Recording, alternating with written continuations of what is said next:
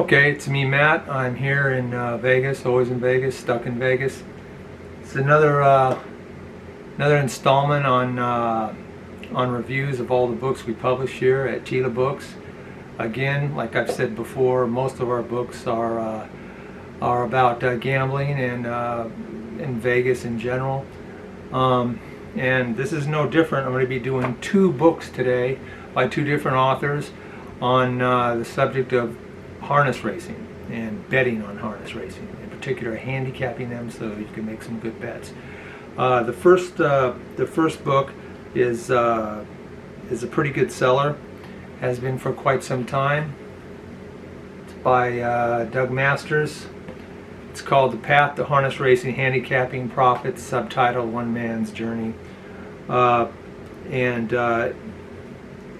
Yeah, this is a good book. It's not for a beginner.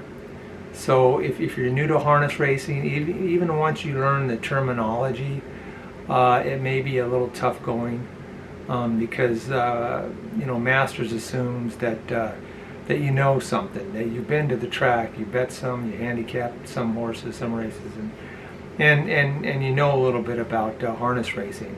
So in that way, it's probably more of an intermediate book. But it is a really good book. So once you get your harness legs steady and you can your way around harness racing, it's a real good book to read, I think. He starts off, he talks about all the handicapping factors, and he talks about all aspects of the racing game, driver strategies, the different types of tracks, handicapping winter races.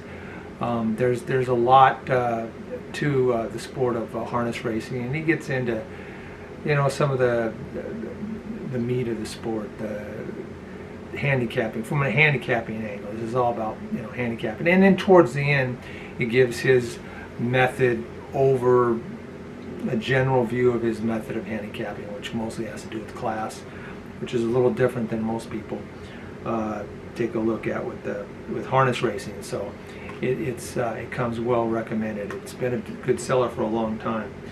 The other book is probably good for beginners or people who just don't have time to do much handicapping, and that's by Ken Osterman, the guy who loves angles and systems. He loves to come up with little rules and to make profits without really doing a whole lot of handicapping. You learn the rules and then you apply them.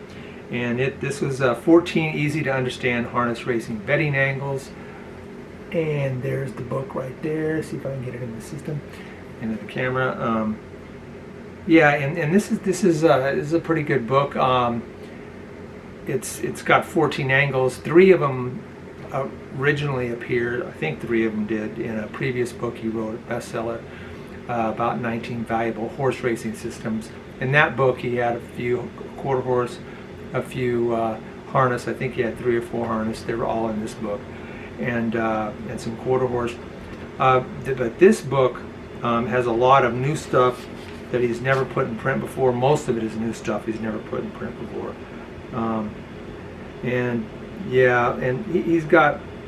He's got what he calls spot plays, where you learn the rules, and there's specific type of situational bets, where they're bets that you would use on a particular horse in a particular situation, or maybe it's just a particular type of race, like a maiden or something like that.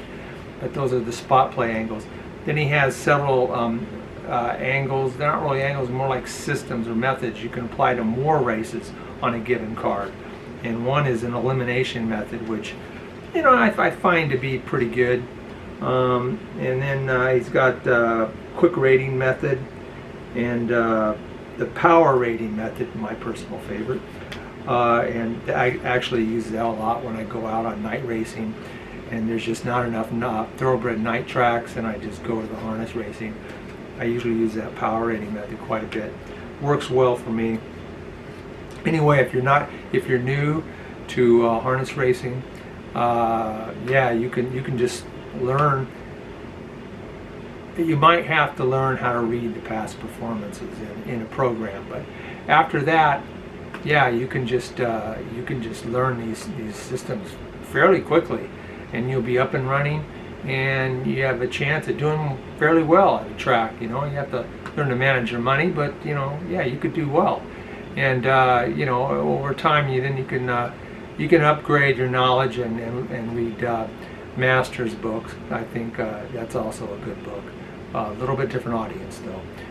Anyway, I'll have all the links on how you can find both of these books in the in the description below. And yeah, I appreciate it if you give the books a look. If you find something you want, you can buy it digital. It's cheaper in digital formats, but buy the paperback too.